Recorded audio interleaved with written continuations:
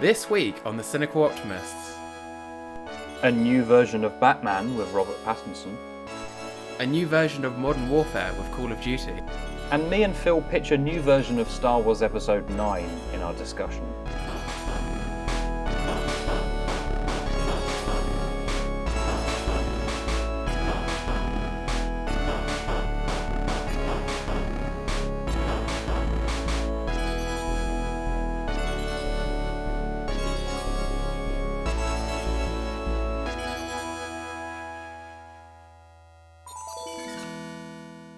Hello and welcome to the Cynical Optimist podcast, the reason Garfield hates Mondays. I am Phil. And I am Nick. And this week, after a nice week off where we had a nice relax, but I think, Nick, you were That's working. not true. Yeah, working. I had a wedding to shoot. I did many late shifts at the cinema. Haven't even watched any of the new films.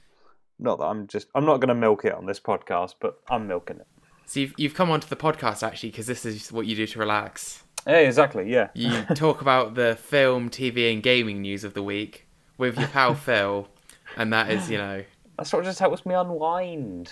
Sorry if my audio sounds a bit terrible this week, people, by the way. My main audio recorder is currently with the wedding editor, so got this old lav mic. It's like an interview setup.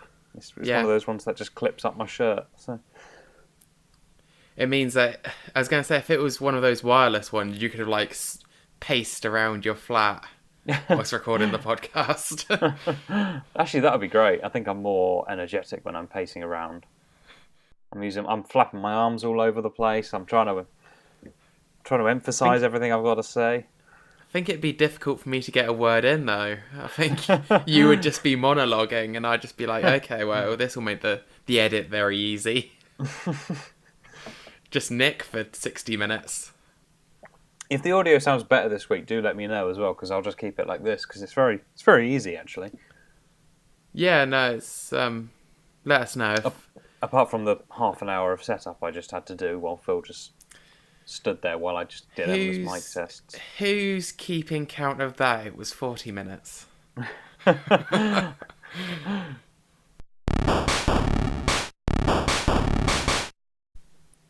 So I'll bring us quickly through TV news because there's not been huge amounts. Basically, we had the first teaser trailer for Jessica Jones season 3. I know you've never watched any of the Netflix Marvel stuff, have you?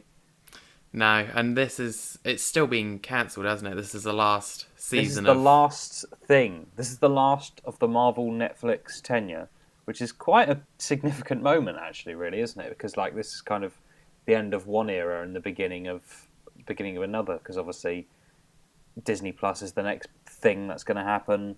Yeah, I guess there's still a question mark over whether any of these Marvel shows will be saved by Disney Plus, isn't it?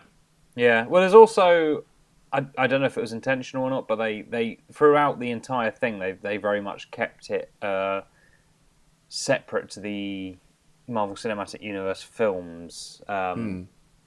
I've seen a lot of fan edits and graphics and stuff of people editing the Defenders into that final fight in Endgame, which would have been pretty cool if you saw them in the background of a shot. I think that would have been a nice, neat way to sort of tie off those characters, because then you could be like, okay, well, they were there during the final thing, kind of stuff. They died when Thanos rained fire. Yeah. Whoops. I mean, yeah, they wouldn't have been very useful, but you see Howard the Duck in that sequence, so why not just pop them in the background of one of those scenes? I was going to say, you've got Iron Fist. I almost said One Punch Man, but yeah, pretty much. It's almost an accurate description for the wrong reason. He just punch one enemy and then he'd just be done. That's pretty much all he did. Yeah, it'd be one per season, pretty much. But yeah, Daredevil is a really good fighter. I think Daredevil could have definitely held his own during that fight. Iron Fist definitely could have. Luke Cage definitely could have. Jessica Jones is basically a detective, so I'm not really sure how that would have affected the balance. But it's a really good series, though, so it's definitely one of the more... It's probably the most mature MCU things to ever happen, really, and I don't think they're ever going to get that close to a real world drama again, to be honest. I'm not sure that final battle was too concerned with how well those fighters would have done in a battle Yeah. situation, because a lot of them are like one-on-one fighters. Mm. So I'm not sure if I'd worry too much about having like just a shot of Jessica Jones in the background, like, I don't know, shooting at someone. They could have snuck, but she didn't shoot anyone. There would Fine, have been punching an alien. They would have somehow integrated like a corridor sequence into it if they were going to. They'd have just cut away to like inside the rubble of the Avengers building. There's just a degraded corridor that they somehow have to fight their way out of in a very convoluted scenario. Because I know you haven't watched any of these, but that was kind of like the big thing about these shows were like the corridor sequences. Was it exciting when there was a good corridor sequence? It was, yeah. They did in Daredevil. There was about 3 sort of like long takes of corridor fights, and the Defenders had something similar. Luke Cage had something similar, and not surprisingly, this teaser trailer for Jessica Jones is set in a corridor actually. So exciting stuff. Keeps sets pretty cheap. Yeah, I'm gonna be sad to see a few less corridors in my Netflix subscription, but hopefully the final season is good. You're just getting primed up for the brand new Netflix original corridor drama. Corridor just fights. All corridors, all the time. Yeah, I would watch that. Binge it. So what else is happening? I did have on here, but then I closed the tab that Gavin and Stacey is returning this year. Yeah, I saw about that. It's some pretty cool news. Like, a lot of people enjoy that show. I don't think it's quite our domain. No. But there you go. There's a Gavin and Stacey Christmas special coming this year. Yeah, I think the odd reunion special for an old beloved TV show is not bad, is it? I think there's definitely worse choices. Yeah. Like, I think, say, like an In-Betweeners reunion special at this point. I mean, they did one, but it wasn't really one. Yeah, It would just be a bit cringy seeing about a bunch of middle-aged men just doing all the teenager stuff. Yeah. Oh, yeah, for sure. I mean, I think there are ways of doing it, because I didn't think the 2 In-Betweeners movies were bad, but... I thought the first one was a really good way of rounding up the series. Yeah. I thought the second one was kind of like... It had to untie a lot of plot threads to make a new story. Yes, I know what you mean. And then hastily tied them back up again at the end, and it's just a bit unnecessary. At least it kind of went a bit cinematic, and it kind of did something a little bit different. Yeah, but the first one kind of did that. Yeah. I'd be very interested to see what they do with Gavin and Stacey, because yeah, those characters are just so brilliant. A lot of pressure to get that right. Well, we've already talked about that for like over a minute. Considering I took that off my news, that's quite impressive. Okay, so back onto film. There's a load of DC news coming up this week. Joel Kinnaman has posted on his Instagram, revealing that he's in prep for The Suicide Squad. So we've got the revelation that he's returning for The Suicide Squad, which is the James Gunn kind of reboot, but now it's not, maybe? I don't know. DC don't seem to care anymore. No. Yeah, it's weird that they're sort of bringing back a lot of the returning cast, but also doing like a soft reboot on this whole thing. But yeah, Joel Kinnaman, of course, played Rick Flag. Remember that character? Yeah, he's my favourite. This is Katana! She's got my back! Is Katana coming back? Because otherwise he's in real trouble. Yeah, he needs something to say. And shout. But yeah, looking forward to him, I guess. In a slightly harder reboot, we've also got Robert Pattinson is confirmed as the new Batman. It was on the rumour mill for a while, and it was finally confirmed late yesterday. He's going to be replacing Ben Affleck in the Matt Reeves Batman movie. Probably going to lead on to a trilogy, is what they're saying. What do you think? I'm not actually as bothered by it as a lot of people seem to be. Actually, an interesting image that's been doing the rounds because in light of all these online petitions and things, like, oh, we don't want Robert Pattinson doing it. He did Twilight billion years ago. Yeah, I was going to say that was a long time ago. Was a scan of a printed out one against what's his name? One of the former Batman choices. Right. Well, he's actually slightly older than Christian Bale was for Batman Begins, actually. Yeah, that's the thing. I think it's really going to annoy me that who plays the Vulture in Homecoming? Michael Keaton. Yeah, it was against Michael Keaton playing Batman. Right. Because he'd only done like romantic comedies or something up to that point. Yeah. And then he was a pretty good Batman. Yeah, definitely. Really good. So I'm not against it in principle or anything like that. I'd be interested to see it. There's pretty much backlash every time because Ben Affleck got a lot of backlash. Mostly just because of Daredevil, and that's a fairly similar kind of tone movie. So you're inevitably going to get backlash for an actor who's been in those teen vampire movies. But again, that was a long time ago, and Robert Pattinson over the last few years as well has actually made an effort to star in lots of. Yeah, I've heard he's been doing the Indian art house films, hasn't he? Yeah, there's this one called Good Time that came out a couple of years ago. He's just done one called High Life, which I really want to see. There's a lot of very indie kind of visionary films that he's produced, and I think he's going to bring a nice new edge to it. And yeah, he's a little bit smaller than some of the previous Batmans, but he'll bulk up a bit. Yeah, I'm interested to see for how much this film's going to have to be rewritten, or how much it was written before Ben Affleck swapped out. Yeah. Because obviously you're taking old at the end of his days Batman and replacing him with young Batman again. Yeah. Oh yeah, it would definitely be a different kind of.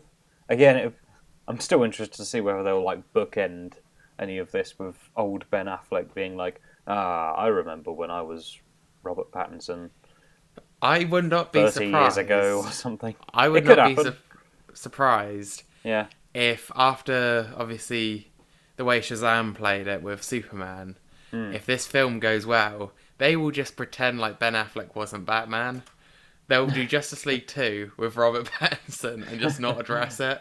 Yeah. And DC will be like, well, what do you want? Yeah. It's a different Earth. The Flash is here. What do you want? Yeah, something like that. Who knows? I think they're starting to get it right, aren't they? They're starting to get it right by not actually setting anything up. They're starting to get it right by not trying. If you know what I mean. So there's two different situations. Like I'm thinking of like an arcade. Yeah. And Marvel were on that basketball one, just patiently basketing, scoring hoops, and the ball's coming back down. Whereas DC basketing. are just manically throwing as many as possible, and a few are starting to go in, but there's still a bunch bouncing off the hoop and bouncing everywhere. And they're like, we're going to catch up with your score eventually. Yeah, basically. Yeah, by default, they'll probably get the same amount over the same amount of time. But yeah, we'll see. I think this is a really good creative choice, especially with Matt Reeves, who's done some really good stuff. As long as they learn the lessons to be taken from the films that have done well and the films that have done badly, be more like Shazam and Wonder Woman, basically, and less like Man of Steel. Speaking of films that take note of the films that have done badly in its franchise, have you seen the trailer for Terminator Dark Fate? I think I might have, but I've already forgotten about it. Right. I haven't seen many of the Terminator films. I think I've seen the first one. It looks. And that series like is kind of doing the. That series kind of does the retcon every other film. It's pretty much. No, it's actually every film actually. I suppose it gives you a lot of creative freedom, just not caring about continuity. Yeah, I mean it was since 3 because Terminator 3 still had the same continuity as 2 because 2 was a good film. 2 was a great film. So they kept the continuity in through 3, and then after 3, it was Terminator Salvation, which pretty much ignored the events of 3, and then it was Genesis, which ignored the events of Salvation and 3, and now it's Dark Fate, which is ignoring the events of Genesis and Salvation and 3. So, it's... They're just keeping on... They're just trying attempt after attempt at making a good trilogy by just crossing out the third film. Yeah, basically. I mean, this is literally the third time they've attempted to make a sequel to Terminator 2. Because in Terminator 3, Sarah Connor was dead as well, which was like an okay creative choice, I guess. It put the focus more on John Connor by himself. But now Sarah Connor's back without any real explanation. In the last movie, she was Emilia Clarke. Now it's back to Linda Hamilton. Who knows what's going on? But you know what? She's great. Linda Hamilton's great. Like, this might be the right move by bringing her back, because she was always the star of the Terminator, of the first two movies. Arnie's back, but only briefly, which I think in the trailer that was a very intentional move, only putting Arnie in it for about 1 second. But I think there's some really good stuff in this trailer. Like, what do I think is good, actually, now that I think about it? I like the lead. What's her name? She was in... what was she in? This is good, isn't it? Is it Genesis, the one where Arnold Schwarzenegger fights his younger self? Yes. Yeah. Okay, well, I can't remember who's the lead. Who's someone who was in Mackenzie Davis? Yeah, Mackenzie Davis. She was in Blade Runner 2049. Okay. She was really good in that film, so I'm excited to see her in this one. I think the casting all looks really good, but there's a lot of CGI and a lot of the same kind of shit that we had in Genesis, which is just big CGI like things on a motorway and big planes exploding in midair. And yeah, I don't know. We'll see how this goes. It's a shame that news story didn't come out next week, because if you want to talk about retconning old films, just look at the X-Men. Yes. Although they haven't done it quite as egregiously as Terminator. No. Yeah, on the whole, I'll definitely give it a go. I mistakenly go into every one of these like, maybe this will be a really good third film. This film's positively received. I wouldn't be surprised if they just release a trilogy box set. Yeah, pretty much. That they've been trying for 30 years to get a Terminator 3. This might finally be Terminator 3, the canon one. But yeah, see how it goes. If not, it'll be the next one, I'm sure. We've got a trailer for the new Pixar film. It's called Onward. Actually, it looks pretty cool. Starring Tom Holland and Chris Pratt. It's one of those films that kind of has an original Pixar premise, which I haven't seen in a while, which is quite nice to see. Because obviously this year we got Toy Story 4 and... no, Frozen 2 isn't Pixar, is it? But we got... Either way, there's just a lot of sequels happening at the moment, and Pixar haven't really done that much original stuff in a while. I think they did Coco, which was really good. I've heard Coco's good, but I haven't had a chance to see it yet. Yeah, Coco's brilliant. The director of that's actually moved away from Pixar now, which is quite sad because he's done quite a few of them. But yeah, this film Onward looks pretty good. It's kind of set in a world where it's fantasy creatures and stuff, but it's kind of modern day. Yeah, I watched a bit of the trailer. Yeah, it's actually quite a similar. It's quite a similar premise to that film Bright with Will Smith. I mean, I never saw that, but like, in theory, it's a very similar premise. Don't try and put me off watching it, man. Yeah, because it's kind of like how things. So there's still unicorns and stuff running about. There's still obviously like dragons running about. God, this does sound very similar to Bright, which I never saw. I just watched the trailer, and I'm just like, that's a very similar premise. But Pixar's usually pretty good, so I've got more faith in that than I did Bright. So a good original Pixar plot is usually pretty good. Yeah, I'm still skeptical. But now about it's this not an Toy original Story Pixar. 4. Now it's not an original Pixar plot because it's stolen from Bright. Well, it's original to Pixar. They didn't make Bright, to my knowledge. If so, it was a very big change of pace for them as a studio. But yeah, no, I'll definitely watch it. I love that cast. Love Tom Holland. Love Chris Pratt. Yeah, no, it's got a good lineup. And Chris Pratt was talking very highly about it on Twitter. I think he's quite excited for it. Yeah, he's such a keen boy, isn't he? He's always very keen about everything he makes. Yeah. Speaking of people being keen about things they make, Jeff Fowler has put on Twitter. He's the director of the Sonic movie. He's tweeted that there's a pushback, but to the 14th of February, Valentine's Day, no less, 2020. Just take your partner to see the Sonic movie. He put with it, taking a little more time just to make Sonic just right. So, I mean, he's still got a lot of faith. Yeah, I respect the move. To just be like, okay, we're just going to delay it. Because a lot of people were starting to say, like, are you just going to make your graphics department work overtime until November? Yeah. And I respect the move. Although I'll tell you what the first thing I thought when I saw that date was.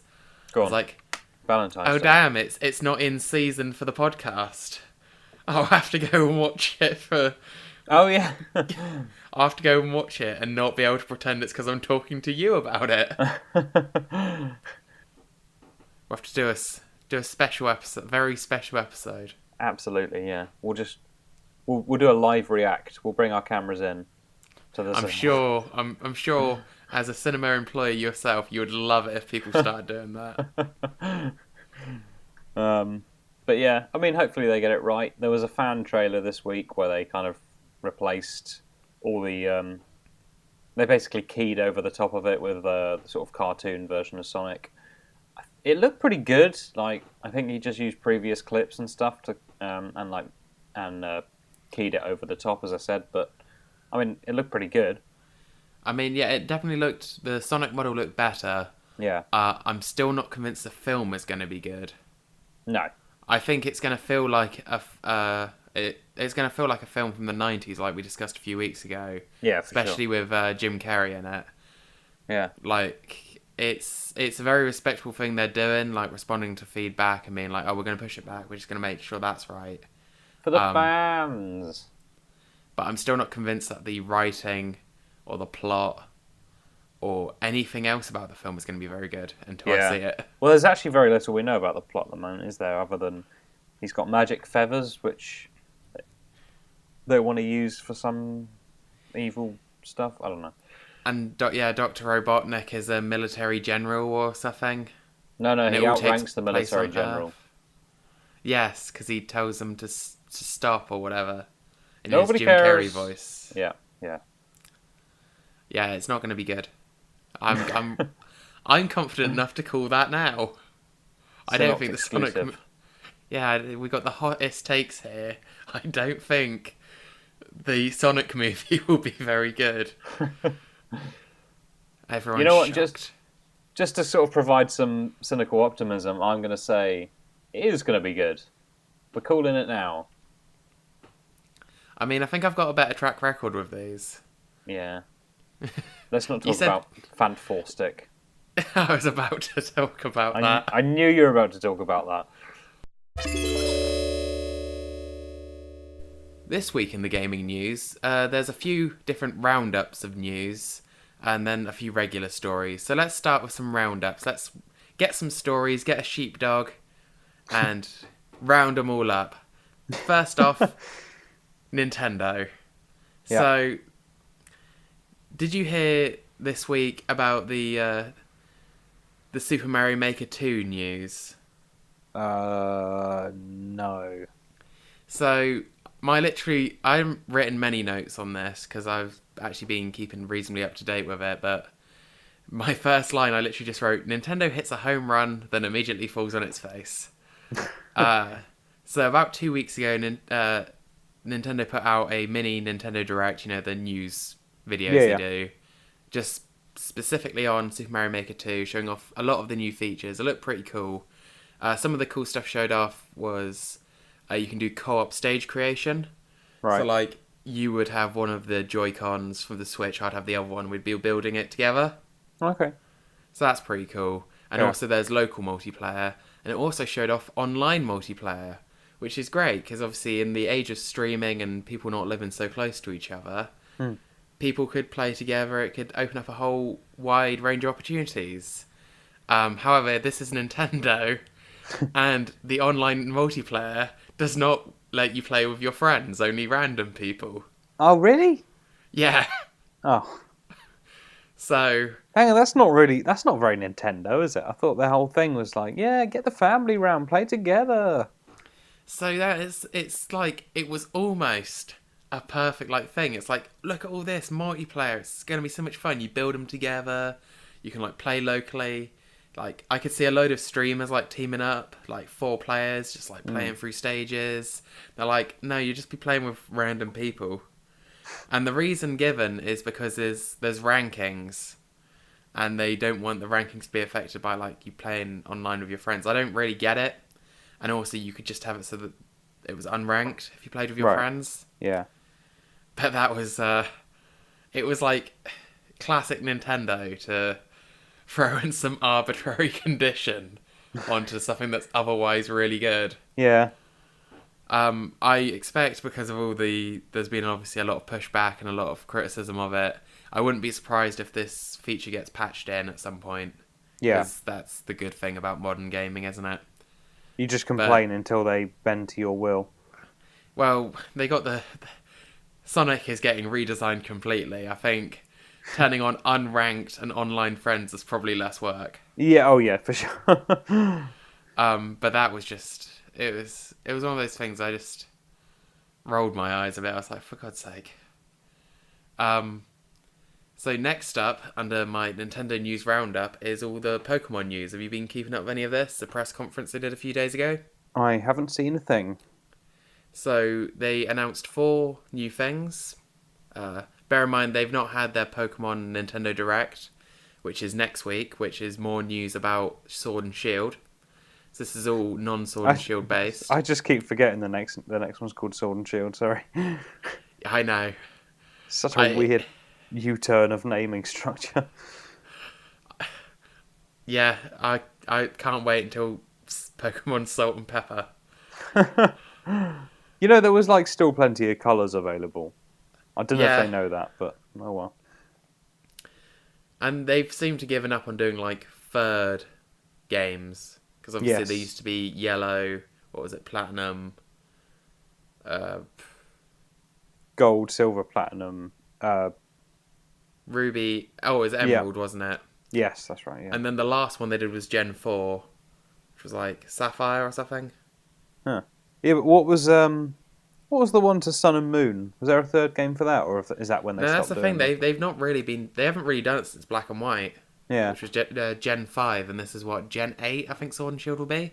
Do you think they just couldn't think of another name to top off Sun and Moon? They were like, well, they seem Star? I don't know. Well, that's the thing, they did Black and White, Cloud. instead of being grey. Pokemon Cloud. X and Y lends itself brilliantly to Pokemon Z or Pokemon Z. Yeah. Or Pokemons. And yeah, Sun and Moon and Star. But instead they've just been doing sequels. So they did Black and White and then Black and White 2. Yeah.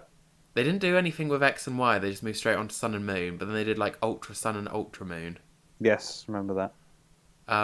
So now it's Sword and Shield. Anyway, that's not what that's going to probably be next week's news when that Pokemon Direct's been and gone. Gun is the third in the trilogy to Sword and Shield.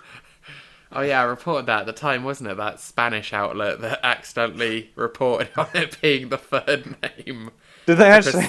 Yeah, somebody made a fan image of Pokemon Gun. And it got accidentally reported by a Spanish news outlet as being the third game. I can just imagine a Pokemon shaped like a gun. It would look like something from Rick and Morty. Anyway, that's next week. Yeah. So the first thing they announced in this press conference was that there was a sequel for Detective Pikachu, as in the game, right, in development for Nintendo Switch, which kind of seems like a no-brainer. I mean, yeah, it's a big household name now as well, even in all markets, really. Yeah, because even though I don't think the first game was received tremendously well, the film is enough name recognition, and the Switch is obviously selling very well, that seems like a pretty natural thing to do. Also, just get Ryan Reynolds back in a recording booth for like half a day. I mean, It wasn't Ryan Reynolds in the game, it was No. KG Tang. Yeah. But yeah, you could have Ryan Reynolds just to really just make that link. Yeah. Plus more money for them, right? Everyone would buy that. And then the other three things they announced, one was, so you know the Pokemon Go Plus, which is like that Pokeball thing you can take around? Yeah. So they announced the Pokemon Go Plus Plus. Right. Which is a partner to the new app Pokemon Sleep. Right. Is it 2 Pokeballs that you have to carry around strapped to your trousers? No, it's like the same like Pokeball shape, but it's got like a thing in it that works specifically with Pokemon Sleep and like measures your sleep and like gives you like a Fitbit does. So you've got these 2 Pokeballs swinging from your belt whilst you sleep. As you're walking around. Only whilst you sleep. You only need your Pokeballs dangling when you sleep. And then the Pokemon Go Plus will monitor you whilst you sleep and give analysis to the smartphone app. So it's, like I say, Fitbit already have done it, and it's kind of a bit of out of left field, but you can see that Pokemon are trying to expand themselves as a brand. Yeah. With like the movies and like the mobile phone game, and now this. Yeah. So Pokemon's Sleep will be coming in 2020. And the last thing they announced was Pokemon Home. Right. So that is kind of like, do you know Pokemon Bank, which they released for the 3DS, which is basically just moving Pokemon between games? I didn't, but no, go on. But you kind of get it. It's like you just put your Pokemon in there and you can access them in a different Pokemon game. Like This seems to be like that, but it's between Pokemon Go, Pokemon Bank, Sword and Shield, and the Let's Go games that came out last year. So it's just a cloud-based Pokemon storage. Right, okay. But I'm trying to think of a Pokemon game with "and" in its title, so you could make a box art Pokemon Go Home and Sleep. Because you've got all the like different logos now. Yeah. Go. So yeah, a bit of a weird press conference. Interesting that they've now got like this completely separate one that's just purely based on Sword and Shield, which must mean there's quite a lot of details from that to go through. Yeah. But, you know, could get on board, I guess, with the Pokemon stuff. I love Pokemon still. It's great. You're going to pick up some dangling Pokeballs to watch you sleep? Yes, please. Well, that's a recommendation here. So continuing the Nintendo roundup, because there is technically a final story, but it's not going to be a very long one, so this is second to last. Mario Kart Tour, which is the latest smartphone game they've been developing, has been having its closed beta, and by the sounds of it, it's kind of like the carts go forward automatically, and you just kind of swipe left and right to steer. Oh, is it swipe? It's not like a gyroscope one. So, I've heard different things. I've heard that there is gyroscopic controls if you want it. But still, there's no like acceleration you have to hold down. Yeah, that's a bit like Asphalt and all those kind of mobile games. Yeah, so it's not really that surprising. Yeah, no, that makes sense to me. That sounds pretty fun. What is apparently getting people is that there's... Do you know what gacha mechanics are? Like a gacha machine? No. Like slots? Like it's got that kind of really weird, bad monetization stuff in it. Oh. For like unlocking stuff. Right. So there's not still many details because like Nintendo had strict like no posting footage, no posting images from the beta. Yeah. And they seem to have been like pretty good at taking down anything that has gone up because a few places I found were like, see this leaked footage went on. This footage has been claimed by Nintendo. It's no longer available. Oh. Okay. So it's kind of going to be like Super Mario Run, I guess. Just a very bite-sized experience. I mean, all these really are, at the end of the day, is go buy a Switch.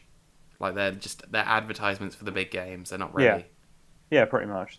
anything else. Bite versions. Well, I mean, that's the thing as well, is that like I think it will still be a really good gameplay because like Asphalt works on your mobile because it drives for you, but basically you just pick up the power ups and the speed boost and stuff like that, and that's the way you actually affect the gameplay. Yeah, it seems like this will be similar kinds of gameplay. Like there'll be obviously the traditional Grand Prix, but also like skill-based ones, which is like driving through like rings and doing like different like tricks and stuff like that. So it's coming to iOS and Android.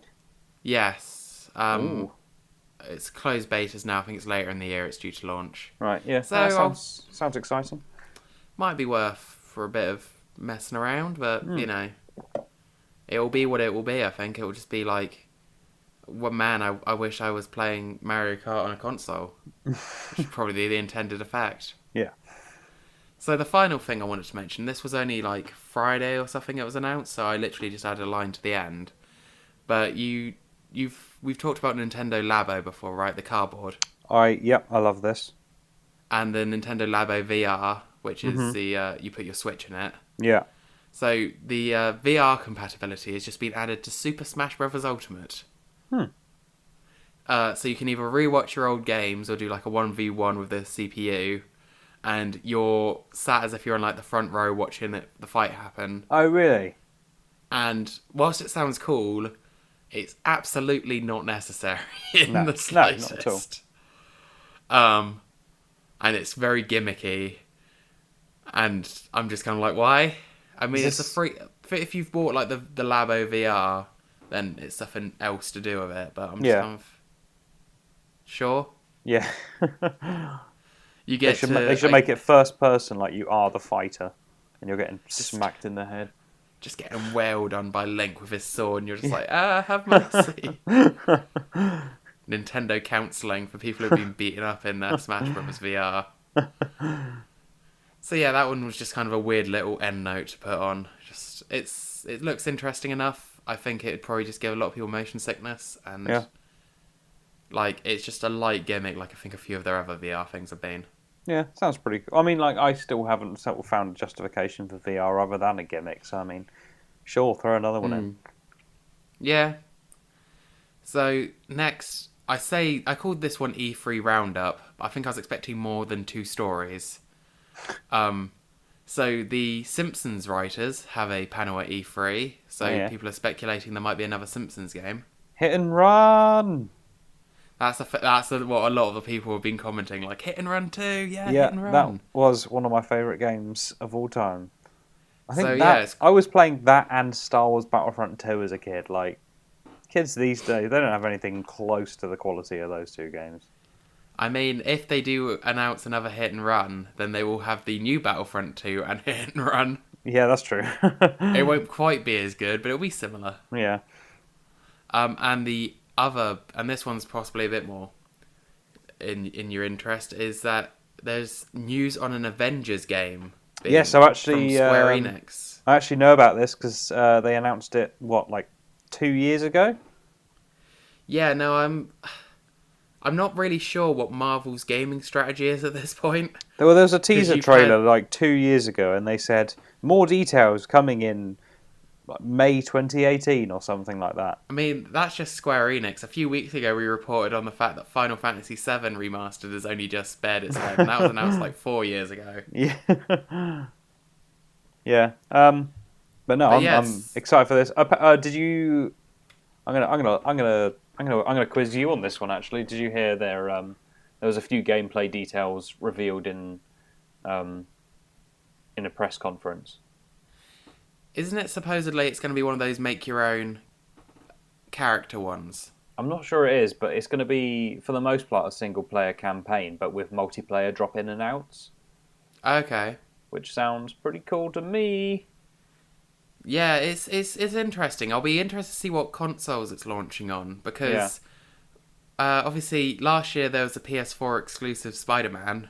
Yeah. And this year we've got the Switch exclusive Marvel Ultimate Alliance 3. Yeah. So I would laugh so much if this was an Xbox exclusive. It won't be, because that would be a very strange move. Yeah. But it's interesting that Marvel don't seem to have very strong loyalty to anyone at the moment, and that's kind of good. Yeah, but the Spider-Man rights that are still probably separate to. Yeah, I don't know. I was going to say, how it works, but Sony would not have put one of their first-party developers on it if it was going to be a multi-platform game. No, exactly. Yeah. But it's interesting that Marvel turn around and be like, "Well, we're giving Switch Ultimate Alliance free, even though the last two are multi-plats." Yeah. I mean, I hope this comes to PS4 as well, because it is this gen as well, isn't it? Because they haven't announced they wouldn't announce a Think Big at E3 if it was going to be next gen game. No, because there's been bits and bobs about a PS5, but nothing's really they wouldn't be announcing games for it already. No, exactly. Yeah, so that's good news for me, because that will be like, I only ever buy like 4 or 5 games per console, so this would be my number 4. I was going to say, add Jedi Fallen Order, and you basically have used up your allowance. Yeah. On 2 Star Wars games and 2 Marvel games, and an Assassin's Creed, I think. Yeah, which I played for about an hour. Yeah, no, definitely interested in this one. This is the most you've piqued my interest in years on gaming news. Probably since Spider-Man PS4. I mean, it's good. Nice to know I'm doing my job so well. Now, to bring back your level of interest, let's talk about the Australia Competition and Consumer Commission. No, I'm gone again. Which is suing Sony Europe because they don't offer refunds. I can do a very dramatic interview exit. I can take off my wireless mic and throw it to the ground. No, carry on. I mean, that was basically it. This commission previously sued Valve and won a few years ago over refunds, and obviously Steam now has refunds. But it's interesting that obviously it's Sony Europe, but under Australian law, anyone that trades in that country has to obey their laws, and that makes sense. Yeah. So I'll be interested to see what the outcome is of that, because a lot of digital storefronts on the consoles, pretty sure still don't offer refunds. Like, really? I don't think the Switch does. No. So yeah, that might be interesting. Yeah. Now, this next one I included because a few weeks ago, I rather jokingly and cynically tweeted when there was like, oh, the new Call of Duty title is going to get announced soon. I very cynically tweeted, I bet it will have Warfare in its name. And what's it called? It's even better than that. The new Call of Duty is just called Modern Warfare. What? So, back in a few years ago, you had Call of Duty 4 Modern Warfare. Yeah. And then 2 years ago or something, they released a remastered version of Call of Duty 4 called Call of Duty Modern Warfare Remastered. Yeah. And now this year's, it's just called Call of Duty Modern Warfare. Wasn't there a Modern Warfare 2 at some point as well? Yeah, so there's Modern Warfare 2 and Modern Warfare 3. But possibly because Black Ops 4 didn't do so well, they just decided just not to number this one. Maybe they're searching for the sequel in a Terminator-style way. They're just trying to recapture that glory. They're trying to recapture the glory by just calling it the same name they called the original Modern Warfare, which was really successful. Brilliant. And I think what made me laugh even more is that the first line of the trailer and the tweets that are going out about it, the line they're using is, "The rules have changed." And it's no, they clearly haven't. Oh, Phil, I cannot wait for the amount of grands that are going to buy their grandchildren the wrong one for Christmas. Oh, it's going to be glorious. It's genuinely ridiculous. Like, just to restate, we have Call of Duty 4 Modern Warfare, Call of Duty Modern Warfare, and Call of Duty Modern Warfare Remastered, which is a remaster of Call of Duty 4, not Call of Duty Modern Warfare. That's the new one. Brilliant. Yeah, so I think I was being psychic with that. I almost predicted the entire name. I mean, there's been series that have done reboots and things like that, and obviously Star Wars Battlefront just started again. Yeah. So it's not unheard of, but I just found it really funny. So I was like, but there was a big gap between Battlefront games. This kind of like they're still doing yearly Call of Duties. Yeah, exactly. Yeah. So yeah, that's quite funny. So now we're going on to just the headlines of the week. So The Xbox Game Pass is making the jump to PC. So a few Xbox titles have already made their way to Windows 10. So this is kind of expanding that further. Xbox, so that's like their free Games Pass. So that could be quite interesting to keep an eye on, and could be quite good if you're neither of us are, but if you're an Xbox gamer. Yeah. Ghostbusters, the video game, is getting remastered, and that's had a new trailer. Was that was a sequel to the second one in the end, wasn't it? I think so, yeah. So it's a bit of a weird one, especially with the film news regarding Ghostbusters. So. Oh yeah, because that was the official. In fact, no, there was a comic. Wasn't there a comic or something that was the official sequel for ages? I don't know. There was a TV show as well. Oh yeah, and then the video game became the official sequel, and then Ghostbusters, the Melissa McCarthy one, became the official reboot, and now there's an official sequel to the original coming out from the son of the director of the first one or something ridiculous. I'm noticing a trend in this week's news about people that just can't seem to create trilogies. There is, isn't there? Yeah. So anyway, yeah, that's gonna come out. I guess. Yeah. Ghostbusters. The Spyro Reignited trilogy, the remaster of the first three games, has come to PC. Oh, yeah. So that's pretty cool. Spyro's pretty good. And it was on PS4 earlier in the year. This one, another one I included just because it made me laugh. The YouTube gaming app and its standalone site are shutting down. All right, yeah. As somebody who has made quite a few Let's Plays in his day, I have never been on YouTube gaming. No, and neither. I wouldn't even be able to tell you what it is. It was meant to be honest, it's news to me that it even existed. That's the thing. I just thought it was like that, the nighttime skin for YouTube. Yeah. Like, you can. It seems like all the functionality of it you can do via regular YouTube. Yeah. And a lot of people use Twitch anyway, so that one, it joins the ranks of Google Plus, Google Glasses, and probably quite a few other things on stuff that Google has tried and then kind of given up on. Coming soon to that list, probably the Google Stadia. Oh yeah. But we'll see. Have you heard much about Death Stranding? No. So this is a game being worked on by Hideo Kojima, who made the Metal Gear Solid games. Oh, yeah. And he's working on it with Norman Reedus, Mads Mikkelsen, and Guillermo del Toro. Ooh. So that's had like its first teaser video called Create the Rope. Mm-hmm. And being Hideo Kojima and his writing being nuts, there is a character called Die Hard Man. Amazing. And another one called Dead Man. Brilliant.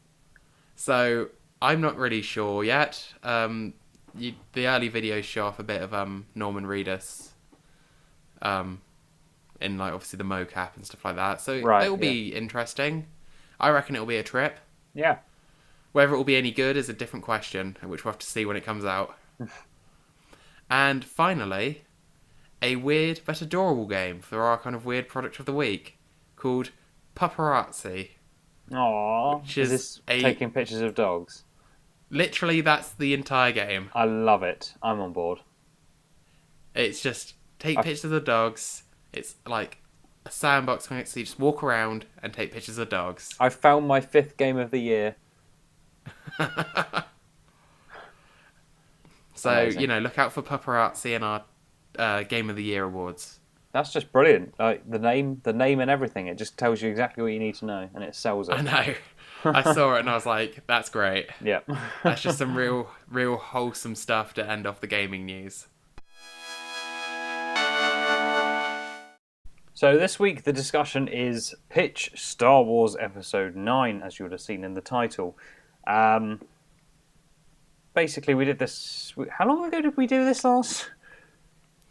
2 years? It would have been 2016? 3 years.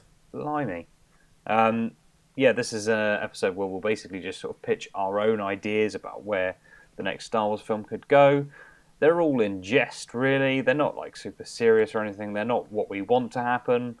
We don't want our expectations to get the hang of us kind of thing. We want to go in and see something that we don't expect, and equally, whatever we come up with is going to be lame and fan servicey, and it's definitely not going to be as good as what they actually give us, probably. Yeah, probably. I mean, you've actually written something for this, like last time, and Yeah. whereas I'm just kind of guessing off the top of my head. Oh, it's not as extensive as last time, so we should be good. Last time you had, what was it, Boba Fett come back? Yeah, and Jar Jar Binks. Yeah. Yeah. So that didn't really happen, did it? No. I'm looking forward to it this time. You always tell a good story. You spin a good yarn. Oh, crikey! Well, the pressure's on now. So I've gone by the premise of ignoring the trailer, because last time we did it without a trailer or anything really, didn't we? Yeah, because we only did it 6 months after The Force Awakens last time. That's right. Yeah. So I started coming up with these ideas after after The Last Jedi, basically. So this is completely ignoring anything you've seen in the trailer. Shall I kick us off? Yeah, take it away. Yeah. All right. A long time ago in a galaxy far, far away. I haven't got a name. Skip through the credits. It basically reminds us that we've jumped forward in time 20 years since the events of The Last Jedi. Princess Leia is dead. I kind of want to talk about this quickly because I feel like that's already going to cause a bit of tuna. I mean, yeah. Like, as I'd put it, possibly word it slightly differently in the opening crawl. Basically, she's passed on. She's joined the. She's become the Force. She's one with the same as Force. Yes, exactly. But this is just through old age or peacefully and all that kind of jazz. Because I didn't know how they were going to sort of address Carrie Fisher's death when they first announced Episode 9. It turns out they're actually doing they're recycling footage that they didn't use in previous 2 Star Wars movies. But yeah, if I was to approach to creating the next Star Wars film, I'd probably do a time jump just to avoid any of that kind of stuff, which may or may not be more disrespectful. I don't know, but either way, I've jumped forward in time 20 years to a slightly different time period. So the First Order is now an Empire-sized threat. I would describe them as more oppressive than the Empire because you've got Kylo Ren, who's sort of morphed into this angry little far-right millennial, or where he's come from essentially has been this angry little far-right millennial, and now he's just kind of he's turned the First Order into this big system that's overhauled the economy of all these planets. Huge factories now stand on farmlands, on snow planets, on desert planets. The only industry in the galaxy is basically creating weapons for the First Order. There's too many weapons and too many ships to even use in the First Order. They're basically just kind of it's this economy that's not it's not like a long-term economy. It's not sustainable. It's not sustainable. They're just kind of making things for the point of it, just so they can uphold their rule over the system as well. There is a small resistance movement, but it's all underground. It's only sort of people painting the resistance symbol in the sand and that kind of thing to let them know they're part of that cause and this, that, and the other. So it's not like the resistance of the previous movies, because I kind of wanted to break away from that, where you've got like equal-sized armies, because there was very little left of it at the end of The Last Jedi. Although 20 years is quite a time to get a bit build back up. It is, but then Kylo has really put the hammer down, kind of thing. Okay. And basically, this economy would collapse if there was enough faith in a resistance, but it just kind of hasn't. It hasn't yet, because they haven't got really. They've got all these weapons and stuff, but there's very limited amount of things they can actually do with them. So like, the people could easily overturn this system if they wanted to, kind of thing. Yeah, it's a fragile thing that's basically held up by fear. Yeah, exactly. Yeah. What else is happening? Finn is in touch with Rey, except Rey has disbanded from the main resistance because that setup from Snoke ensures that they've still got a strong connection in the Force with Kylo. Right. So she would be put in the resistance in vulnerability if she was to sort of remain with them. So she communicates with Finn via. Also, there's a cute new droid in my adaptation, as there's going to be actually since the trailer's come out. It turns out there is going to be a cute new droid in this new one. But yeah, mine was the idea for this modified mouse droid. Right. That would sort of carry physical communication, like messages between where Rey is and where Finn is, just to avoid like scanning and detection and stuff. What, through space? Yeah, it like stows away on like ships and stuff. Okay. Might take a while for a message to reach. Yeah, it's hyperspace. Yeah, but the ship still have to be going that way.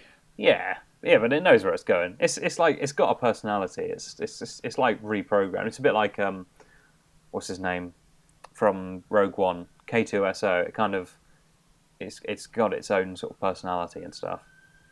Okay. But yeah, that's the only way they keep in touch because it's the safest way of communicating. Finn learns that Rey has been because Rey's still keeping in sounds lame, but Rey's still keeping in touch with Kylo via the Force. She just pops in, blows a raspberry, and then disappears. No, I think like they're sort of chatting in sort of actually quite commendable terms. Like Kylo really still feels something for Rey, and there's a close like friendship bond between them. And now that they've gotten a bit older, they kind of communicate kind of as friends. Even though he's like super evil dictator. Yeah, and he still wants to find the resistance, obviously, and wipe out what's left of it. And he says, "Why won't you let like I can come to you and find you and stuff?" And she's honest and upfront about it and says like, "No, not happening, mate. The resistance aren't with me," kind of thing.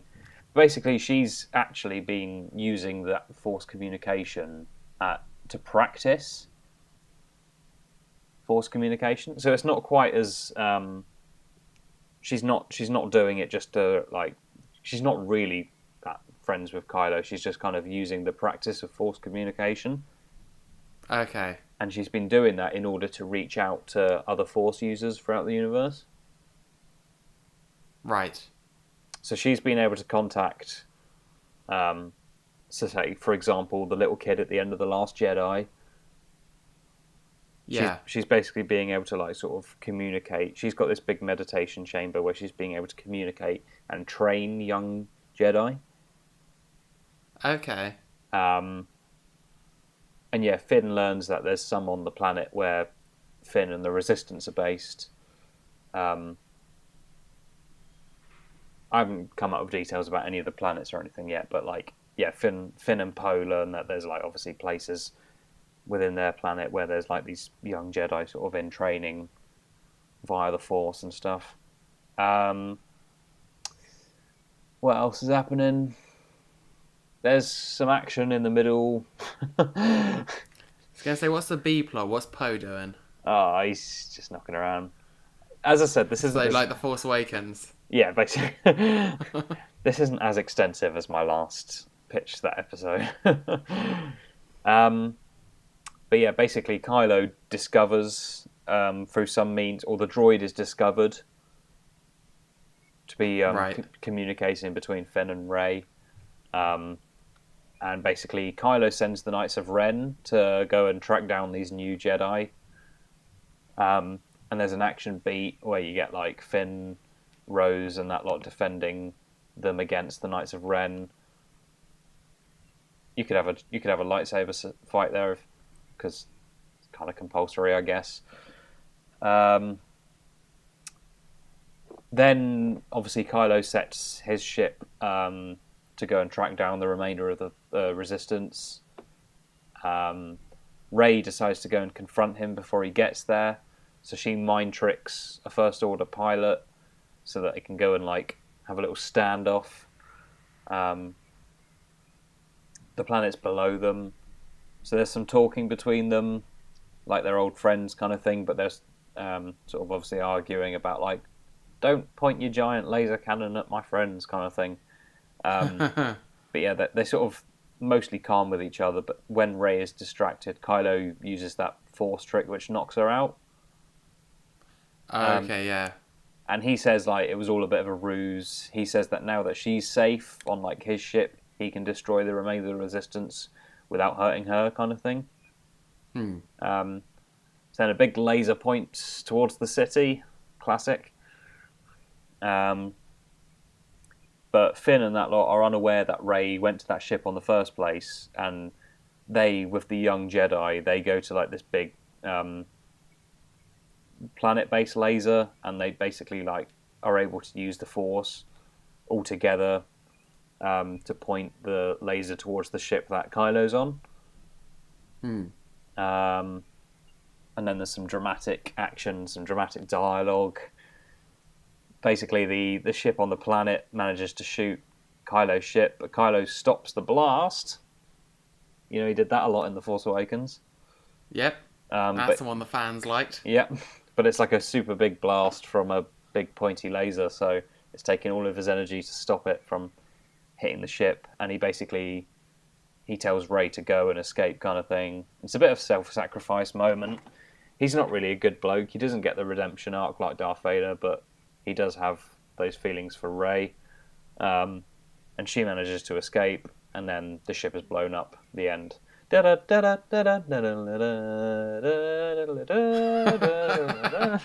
imagining it being super abrupt, mid-explosion, just cuts.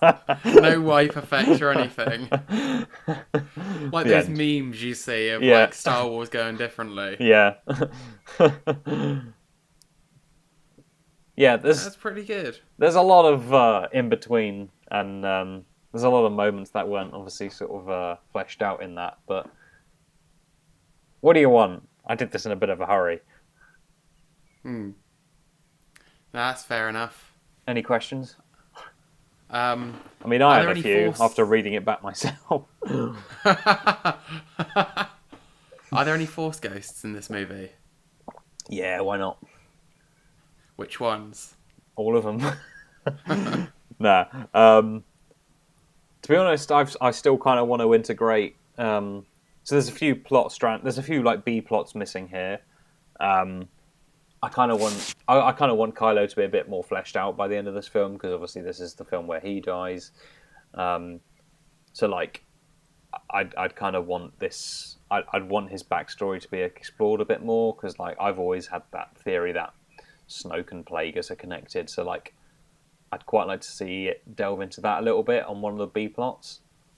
Because this is a very, as well as all that, this is a very spiritual film where they're all using the Force to communicate with each other and stuff. So I feel there'd be a few of those plot threads explored.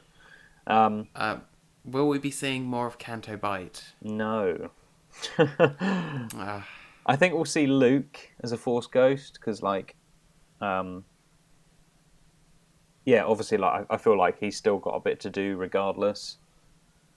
I think it's pretty much been confirmed he's popping up as a Force ghost in the next one, right? Yeah. For reals. So yeah, that's probably the only similarity mine would have. A bit more of Luke telling Rey this, that, and the other. Yeah. That's the general gist of the story anyway. Obviously, as I said, there's a lot of details missing in that. No, I thought it was good. It has a good, strong central themes to it, which is what you need when you're building a Star Wars movie. Yeah. Because, there's good versus evil, Love, hatred, the dark side, trade negotiations, the economy. Are you impressed I managed to sort of restrain myself on fan service on this one? Yes. I was expecting like Boba Fett to pop up again, to be honest. I'm not retconning any I was going to say, you didn't include everyone's favourite character. I can't even remember the name of it. It's been a long day. Who? The Silver Tin Can lady. The Silver Stormtrooper. Captain Phasma. She's dead. Yeah. But is she, though? We thought she was dead on Starkiller Base. Yeah, no, she's definitely dead. Will there be a scene confirming it? Yes. There'll be a scene it'll be on a monitor in the background. Definitely dead. No, it'll be like, like you see the Ewoks like playing the drums with Stormtrooper heads in Return of the Jedi. It'll be Finn like playing Captain Phasma drum kit in his room, wearing like shades. Yeah. Yeah, and I don't want to retcon any of the stuff from The Last Jedi either, because like I've very much I've eased on that film through time. I mean, I was never particularly brutal on it. Like, I had my concerns with it and stuff, but I was never like one of these fanboys who was just like, "Ugh, it's killed Star Wars." But like, I feel like the more toxicity I've seen on the internet in response to it, and like the bullying of Kelly Mary Tran and even all the reactions to Game of Thrones and stuff like that, I've very much eased on my opinion of things, because you know what, content that we get is pretty good generally. So like, yeah, it doesn't. Yeah, I still find it a more interesting rewatch than The Force Awakens, even though you could argue The Force Awakens is a better movie. Yeah, definitely. And like, you can't. I think the thing that's really affected me is just kind of seeing all these, because the same's happened with Game of Thrones recently. You see all these like fan petitions to remake things, and it's like, that's a huge discredit to like the people who have worked on these things. Yeah. No, that's because I don't really watch Game of Thrones. I just kind of heard about all the fallout, and I did love the absolutely terrible timing of being like, it's confirmed the new Star Wars trilogy is from the Game of Thrones show runs. Yeah, exactly. Right, when it was at peak vitriol. Yeah. I was like, guys, read the room. Like, I think I think they probably will do a fine job, but, not right now. I think they'll do a great, I think they'll do a fantastic job, especially if it's heading towards Knights of the Old Republic, like the rumours have been. But anyway, this is all for another time. We now have to move on to your rendition of Star Wars Episode 9. So, because I haven't written anything, I am going to go based on because you started writing yours before the trailer dropped, didn't you? Pretty much, yeah. Because we decided we were going to do this episode quite early. I wasn't like writing it. It was just kind of like, the ideas I had were way back when. Yeah, so I'm going to be going based on the trailer. Obviously, it's Star Wars Episode 9, The Rise of Skywalker. Mm-hmm. So I think it doesn't pick up that long. I'm very torn between going completely stupid and serious, so let's start serious and see how we go. There will obviously be jokes in it because, I don't take much seriously. So I think, because there's that bit in the trailer of like Rey staring down just a single ship. Yeah. That doesn't come till quite late in the film, I don't think. So let's start. We've got the First Order still reigns, to pick up on the fact that in Episode 8 the First Order reigned. Kylo has implemented himself as Supreme Ruler. The ginger fella is not happy still. Hux, and I think Hux is plotting to replace him. He's planning. He keeps on. He's thinking of something, but he knows he can't even think about it too hard around Kylo, because Kylo will read it off him. Don't even think about it, Hux. I know what you're thinking. Don't even think about it.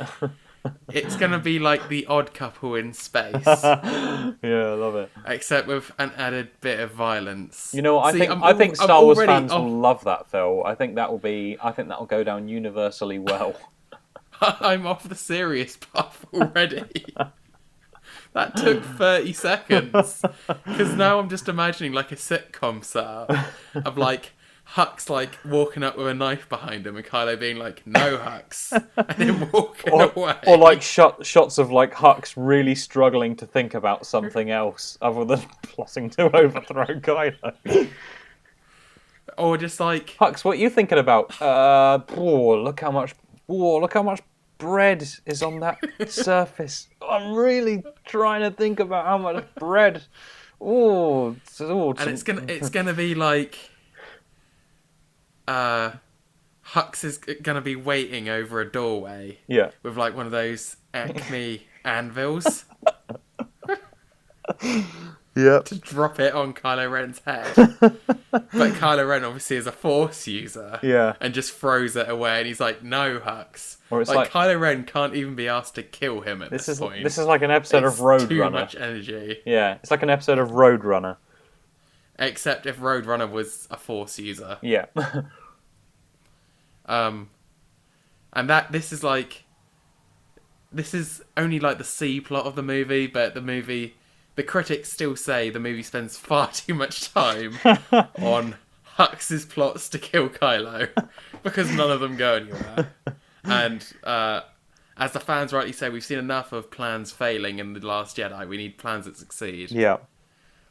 So meanwhile, the Resistance, who have now rebranded as the Rebellion, again. They got some new graphic designers in.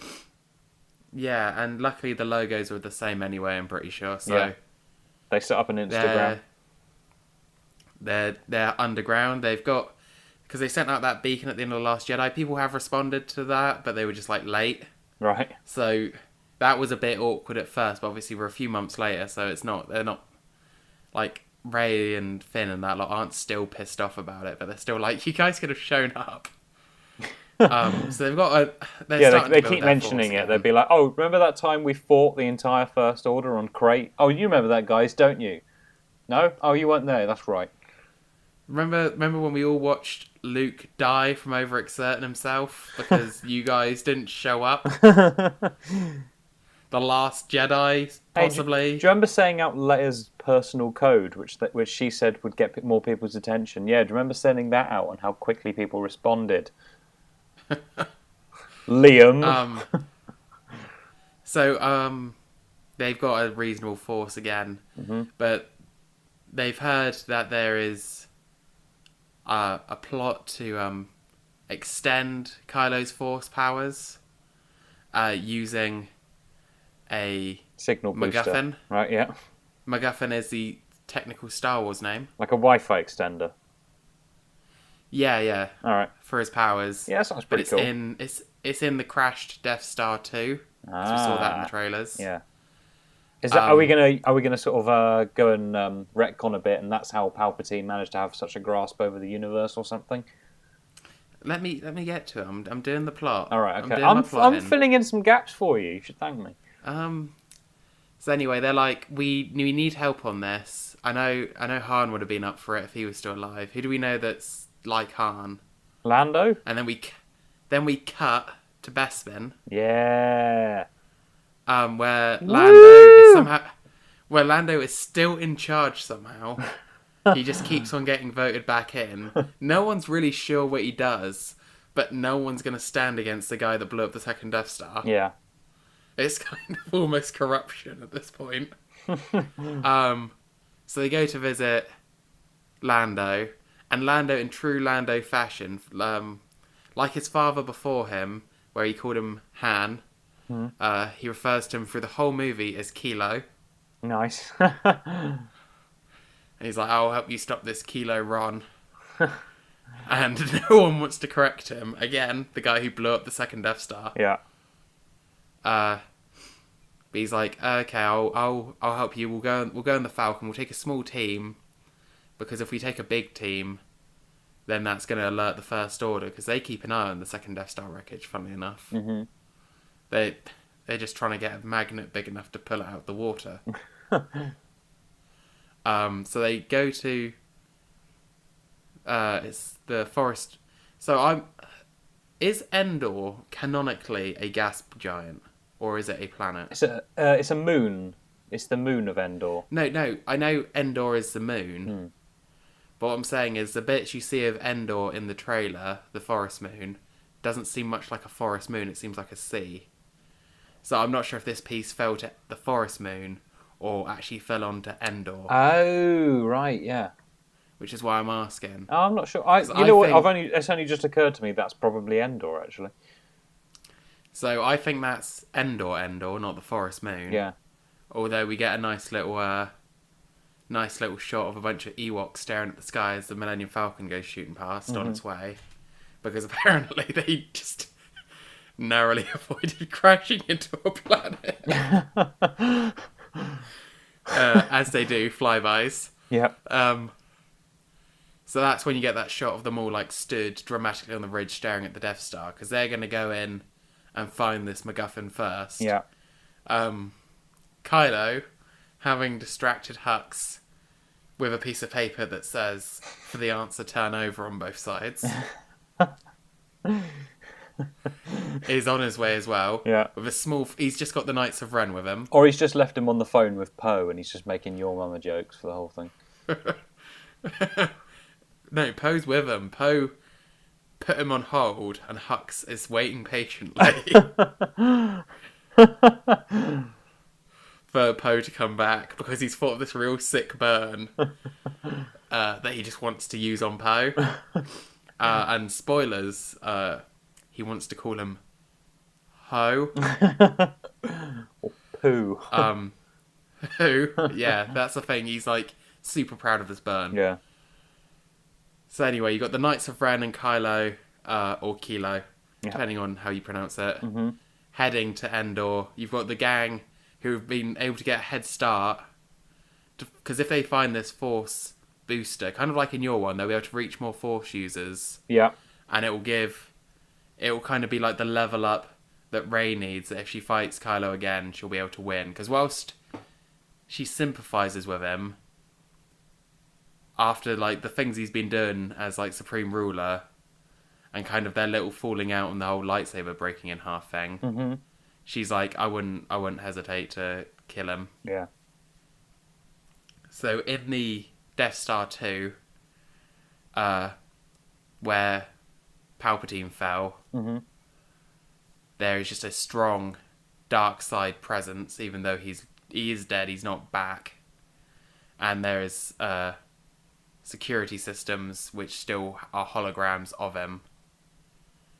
So it's a lot of illusions and a lot of pre-recorded messages which have the wrong names in it because Palpatine wasn't all-knowing. Right, yeah. And they're like walking through. So Kylo comes in. It's a pretty cool lightsaber fight actually, because it's a fight scene in a corridor on its side. Oh yeah. So because everything is like distorted and out of whack, like it makes some interesting fights because they have to like jump up to like crawl through another doorway into another sideways corridor. Right.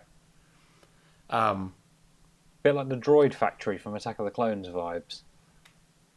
Yeah. And it turns out the MacGuffin's not real. It's something that Palpatine made up. Because it's Palpatine. He's a wacky lad. He's a wacky lad. And Kylo actually gets the best of Rey. And like Poe and Finn are out for the count. And Kylo's about to do it. When Anakin's Force Ghost appears and Luke's. And they're like, dude, come on. Come on.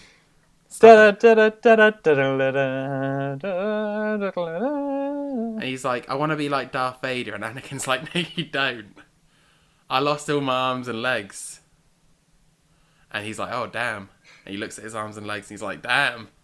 I still want these. And then whilst he's distracted, Rey cuts off his arms and legs. Really?